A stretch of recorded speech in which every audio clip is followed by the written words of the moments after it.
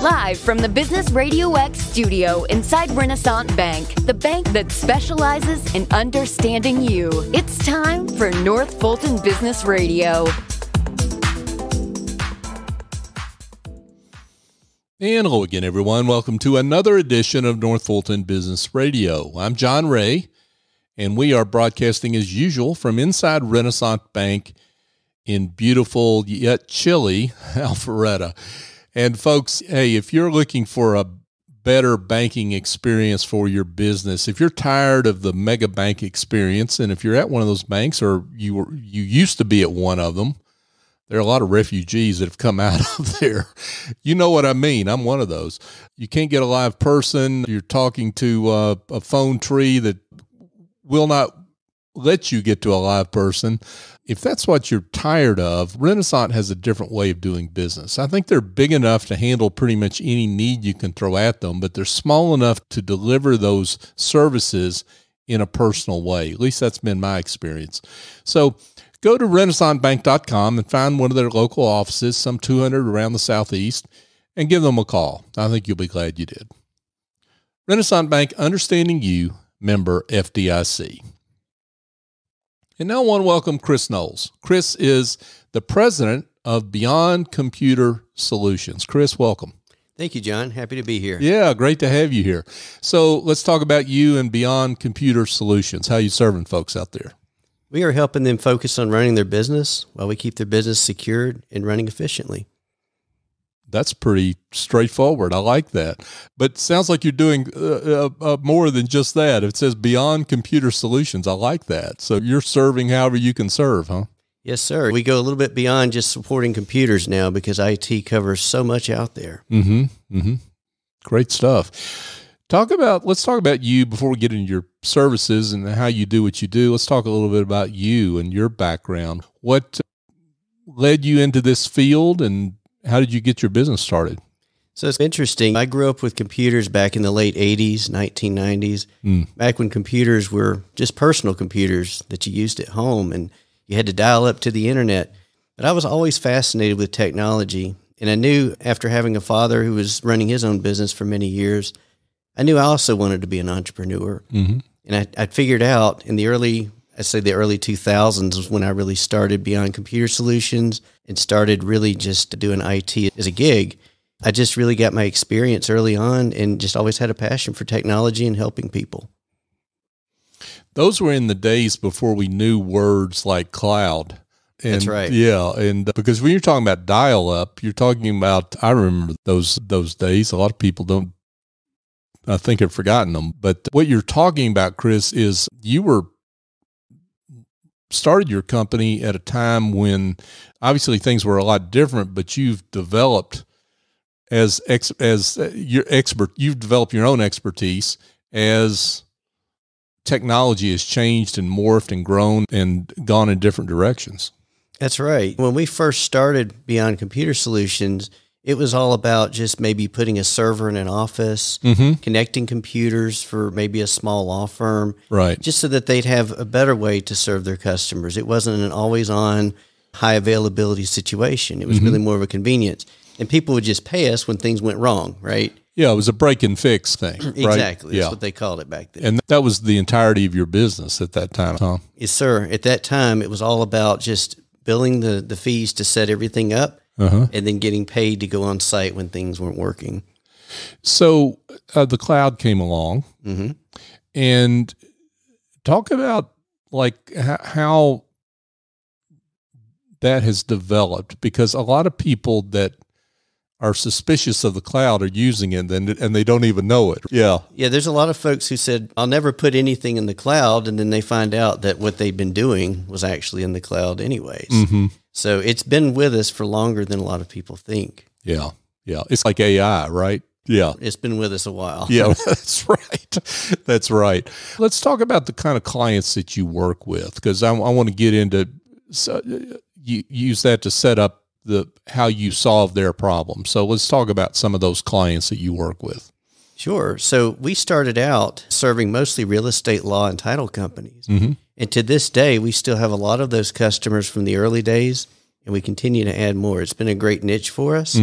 And one of the biggest reasons is because they have to have computers to work for people to buy houses, for people to wire money.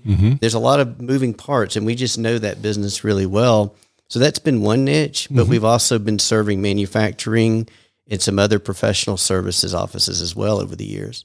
Got it. So law firms, accounting firms, et cetera. Exactly. Yeah. What are their big issues? Biggest issue is preventing wiring fraud. That's probably the biggest issue, because anybody who wires money as part of their business, Right. for example, a home buyer was going to go to a real estate attorney, he's going to wire money. They have to be concerned about that. And I'd say the next biggest thing is watching for email threats. That could happen to anybody, whether they wire money or not. So what you're talking about here is, I guess you'd call it data privacy, you'd call it cybersecurity, right? All those things. It touches those things. Why do we keep reading about this? Why can't we solve this problem? Because this problem continues, it's a huge problem and continues to grow.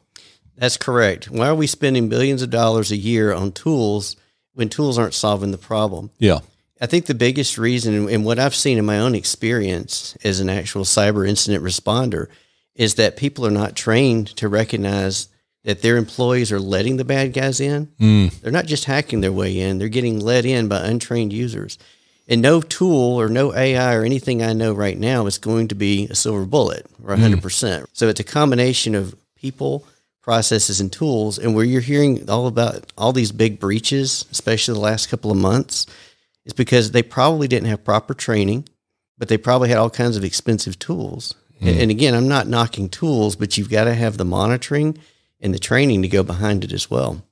Yeah, people run those tools, right? Right. Yeah. I had never thought about, you've made a great point that I had never thought about, is to say you've been hacked is something of a misnomer, right? Because that implies, as you just said, that implies somebody came right through the front door and I'm using this metaphorically, they burst through the front door, as it were. That's not how they did it. So they really didn't hack. They were invited almost by somebody that unknowingly accepted an email or hit a link or something like that. They call it business email compromise as being one of the top threat vectors still today. That's not the only way, but in the engagements that I've been involved in trying to resolve cybersecurity incidents, that's usually what happens is somebody opened an email, whether they admit it or not. They clicked a link and somebody got in. They watched who was who for about 90 days before they actually struck. And that's the scary thing, John, is once somebody gets in, they don't necessarily strike right away because they want to sit around a little while and figure out what kind of data can they download, who's who in the organization, who can they impersonate, right, and try to extort someone else they know.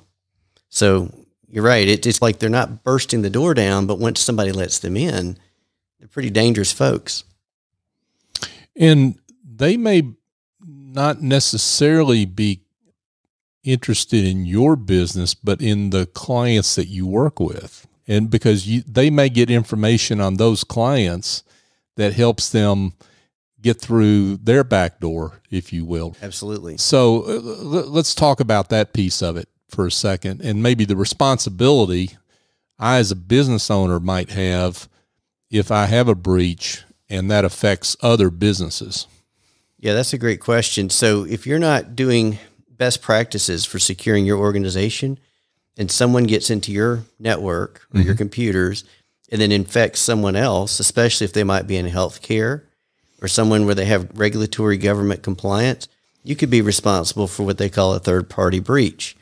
And so it's really prudent for any business to make sure that they review their policies, because a lot of insurance policies now are requiring them to do these things, and make sure that you can check all the boxes to say, I have hired the right IT company or built my own IT department to include people, processes, and tools.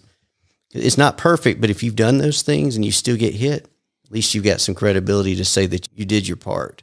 Right. Chris Noles is with us, folks. He's the president and founder of Beyond Computer Solutions. Chris, let's talk about all small businesses. I would think a lot of them, what they have in common is they think they're too small to be struck. Always. I hear That's what they all have in common, right? That's right. Who's going to want to come after my small business? I hear that all the time. Explain why that's such a diluted way to look at this problem. Back not long ago, I'd say even 10 years ago, it might have been true to say you're a little too small to be hacked. As long as you had good antivirus and you weren't connected on the internet a lot, because back then you didn't have full-time connectivity, you might have had some shield. But today, every small business is connected at all times. And the threat actors don't have to know your email address or really much about you. They download these lists and they use powerful tools to just spray emails. They don't know who you are, or they're not necessarily targeting you. They're just sending it out to every domain name out there that maybe GoDaddy has. And one of your users opens the email, and then that's what lights their computer up. And then they look into who you are and then decide, what can I get out of you? In fact, if they ransom you, we have this thing called ransomware, which your audience is probably familiar with that by now. But just a quick synopsis, it's something that happens to your computer where you can't get to your files unless you pay threat actors to get your data back. Right. They will determine what your worth is and what to set the ransom fee to be based on what kind of business they think you are. So if you look like you serve high-profile clients and you're making good revenue, then your ransom is going to be much higher. Right. So you're never too small. In fact, smaller companies can't always put in the expertise and the tools that larger organizations do. So they know that smaller businesses might not be as shielded. So what is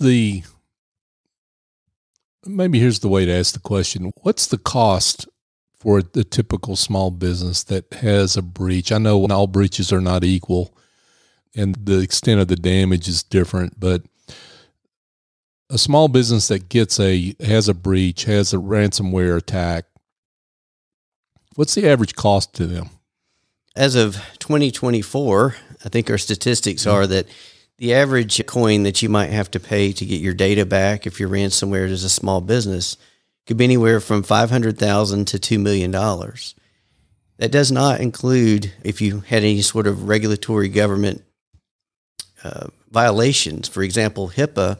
If you had patient data exposed, your fines could be as much as $15,000 to $20,000 per patient file, per record. Oh boy! Not to mention the legal fees, which could be about $600,000.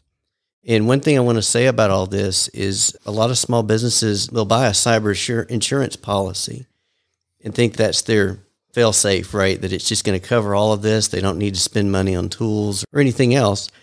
These policies, they're not really worth a lot of money. They're worth maybe $250,000, maybe up to $1 million. So my question to a small business owner would be, could you afford to be down potentially 2 weeks, pay up to $600,000 in legal fees, and possibly pay a $2 million ransom and still be in business 6 months later? It's something to really think about when you're assessing your risk. Do you have vision into the failure rate of businesses that get hacked and how many of them last past that 6 months you're talking about? What does that look like, Chris? Unfortunately, the statistics show that about 60% of small businesses will go out of business within 6 months after suffering a major breach. Oh boy. That's more than half. Yeah. That's pretty sobering. I had no idea.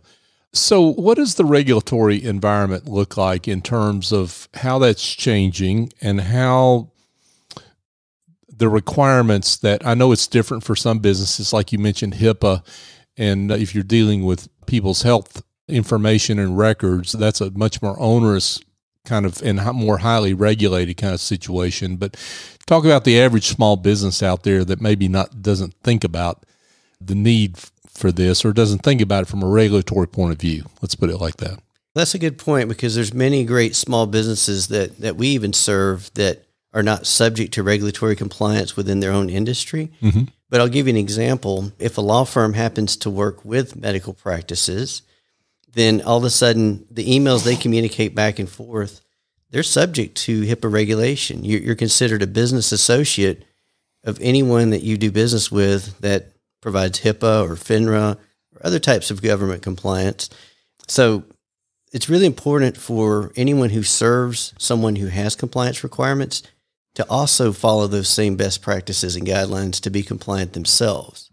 Because again, you don't want to be part of a third-party breach. Right. It doesn't have to be complicated, because the good news is the cyber insurance companies now are starting to explain what they want from you in order to have the coverage. And that checks the boxes for most everything you need to do to be compliant. So, Chris, you mentioned lack of training, right? That's a big one right there. It's just training their people. But what are some other things that small businesses either neglect to do or they maybe proactively do that aren't things they should be doing that we need to warn people about? Yeah, so there's some great quick things you can do today to actually ensure that you are ready for a potential cyber attack. One of those things, of course, is to provide training. For our clients or even our prospects, we provide a nice video-based training program where you take a test at the end and you print a certificate of completion. It's really fun, interactive, video-based. So there's that training. That's super important because those are your front lines, right? Your employees are getting emails every day. They need to know how to recognize a phishing email. The other thing is making sure that you turn on multi-factor, also known as two-factor authentication, to ensure that any of your email accounts, any of your bank accounts, even social media accounts, you're all required to not just put in a password, but also have a text or maybe an authenticator app have another way of verifying who you are before you sign in, at least for the first time. Okay, so that's another thing that people can do. And another tool that I'd like to mention, there's what's called password managers. Yep. We need to quit trying to memorize passwords and add numbers behind familiar words every time we change them, because the threat actors can run dictionary files and guess your passwords pretty easily these days. But these password managers will generate an automatically generated password that's 16 characters long. It'll save it in your browser, even in your phone. So all you've got to do is just click the website and it populates the password for you. And you've got one master password that's very secure that manages all of that. The product that we recommend is called Bitwarden. It's B-I-T, and then Warden like game warden. Right. It's a free download. If you do those things like multi-factor authentication, the training, and use password managers, you'll reduce your exposure significantly. It's not the only things you should do, but those will definitely help.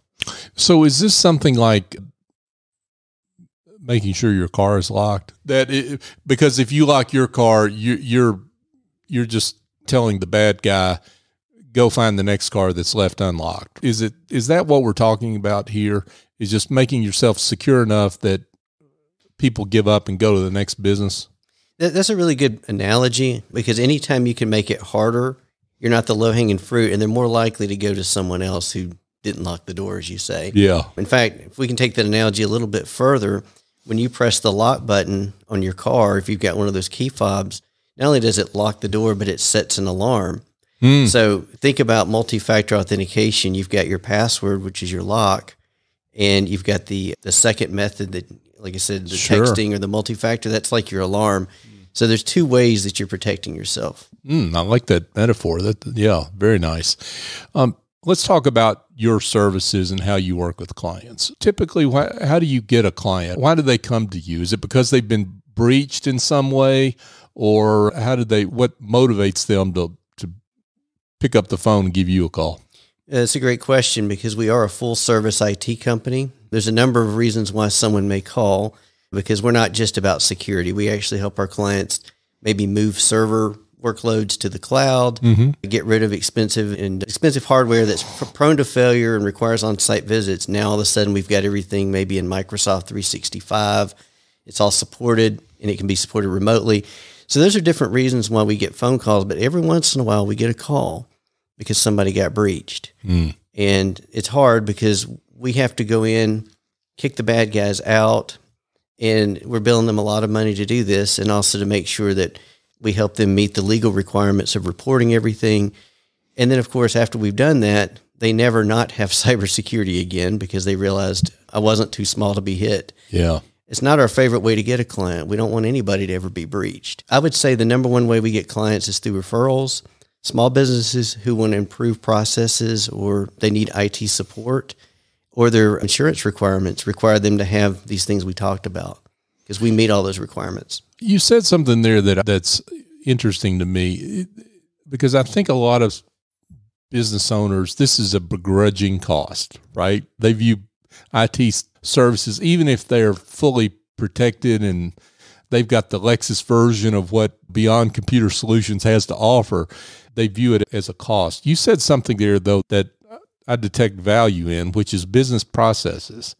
Mm-hmm. So if you have business processes because of effective technology, that's a productivity enhancer to your business. Absolutely. And that's why we do more than just cybersecurity. We want to protect your business, but we also want to help you be more productive and have better business outcomes through automation and through utilizing the cloud. There's so many things we can do to add value. And so what we do is we provide agreements that include everything you need to be more productive, supported, and secured. So we're consultants just as much as we are security guards. To that end, as a small business owner, I'm thinking strategically about where I'm going with my business. Do I need to pull you in as my IT services provider and have that conversation so that you're proactively able to help me in my business? Absolutely, because we want to make sure we align technology with your business goals. It's not like one or the other. We want to sit down and figure out what are your challenges as a small business, especially if you're smaller and you're competing with larger competitors. Mm-hmm. How can we make you more competitive and use newer technologies like AI and actually help you with your IT troubleshooting? John, I actually have a lot of clients, by the way, that have an IT department, but they just don't have all of the expertise in some of the things that we do in the cloud or with cybersecurity. There are people out there that may just be looking to augment their IT, and we can do that as well. Sure. Yeah, that makes a lot of sense. Client gets in touch with you, and let's talk about, we'll forget the clients that have a breach. That's a special situation. But those clients that feel like they need something better than what they currently have, how do you assess what their needs are, and how does that conversation unfold? So we usually start with a list of questions. Are you required to be compliant with any sort of government regulated compliance? What are some of your business challenges? We sit down and actually have conversations, but then we also run an assessment tool. If you have any sort of infrastructure already in place, we can be able to tell if there's any gaps, identify those gaps, provide you with a plan on how to plug the holes, make you less vulnerable, more resilient against a cyber attack. So we're happy to do those assessments all day long, and we typically start with a light assessment free of charge. Got it. And do you, in terms of your charges, I know it's different for every business, but you charge by the employee or the station, or how does that work? Yeah, so many of our clients that are smaller, we charge per person. Mm-hmm. So you're paying us per person to have the complete bundle of security, the licensing for Microsoft, email, and things right. like that. Some of our larger clients, though, maybe they've got more computers than they've got people. Yeah. So we just bill per device. Got it. But every device, every person, they all need something that's part of our package, and we take care of that. Let's talk about mobile technology. That's a particularly interesting, I'm using that in air quotes, piece of the puzzle here, right? Because employees obviously are in love with their iPhones or what have you, Androids, and they sometimes use that device for business, right? They do. So let's talk about the issues that are involved there. One of the first issues is you got to be really careful trusting public Wi-Fi with your personal or company issued device. It's really convenient when you're at the airport or you're at the coffee shop to hop on Wi-Fi and get things done either on your mobile phone or your mobile computer. But the problem is there's so many people that are piggybacking on that public Wi-Fi that are trying to watch what you're doing, steal passwords. There's a technology called VPN, Virtual Private Network, that takes that security risk away. So if you have to use public Wi-Fi, there's programs out there you can download and install to make it a better experience. They typically charge $5 to $10 a month for those services. Mm-hmm. I personally use them. They're well worth it. One of them is called NordVPN, RD, VPN. There's also IPVanish. But you just simply download these products so that when you're out in the field using public Wi-Fi, if you have to use it, again, I don't recommend you just make that your first choice. If you've got 4G, use that first. But if you're on Wi-Fi, run these programs, they'll encrypt everything like you have a firewall built in. Oh, wow. Okay, so I cannot resist. On your website, you've got a free guide, the 8 best ways to save money hidden in your phone technology. Right. I'll let folks go to the website and download the free PDF, but give us 1 or 2 of those. I'm glad you asked about that because that's just an example of other things we do besides security. Uh-huh. We will help businesses save money because a lot of them are paying for antiquated phone systems that they may have had 15 or 20 years and move to this newer voice over IP technology. Mm-hmm. So what we do is we start by looking at your phone bills, your internet bills, and figuring out what you're paying. And in many cases, not every case, but in many cases, we could find even hundreds of dollars worth of savings just by switching to a different phone system that we can help provide. Oh, wow. I may not download the PDF. I may just call you for that. That's Sure. Yeah, that's awesome. Wow. Chris Noles, folks. And Chris is the president and CEO, founder of Beyond Computer Solutions. So, Chris, I would love it if you could share maybe a success story, one that helps illustrate the great work that you do. Absolutely. So a few years ago, there was a nonprofit organization that had 5,000 employees worldwide. They were hit by a major cyber attack. It was called a cryptojacker. And sadly, all of their servers, all their computers were all encrypted, and they were mining cryptocurrency. So what the threat actors did is they basically turned their mission that we're helping people, they turned that whole thing into a money-making operation in a bad way, right? Everything was shut down. They couldn't get to any of their data. Our team was able to go in with our cybersecurity partner and shut it all down. We were able to kick the bad guys out, restore that operation, save the entire nonprofit organization. They're very highly visible in other countries. And I'm really happy about that because although they did have a lot of expenses, they didn't lose everything. Yeah. Yeah. But that's just an example of what could happen to nonprofits or any kind of business. Great work from Chris Noles, president of Beyond Computer Solutions. Chris, this has been terrific. I can't imagine there aren't some folks that, having heard this interview, wouldn't want to be in touch, particularly if you tell me how I can make money on my mobile phone. Hey, for example, let's tell them how they can find you. Absolutely. You can go to our website, which is www.beyondcs.com. You can also find me on LinkedIn. You could just look up Chris Noles or Beyond Computer Solutions. I'm pretty active there. I try to share a lot of helpful content.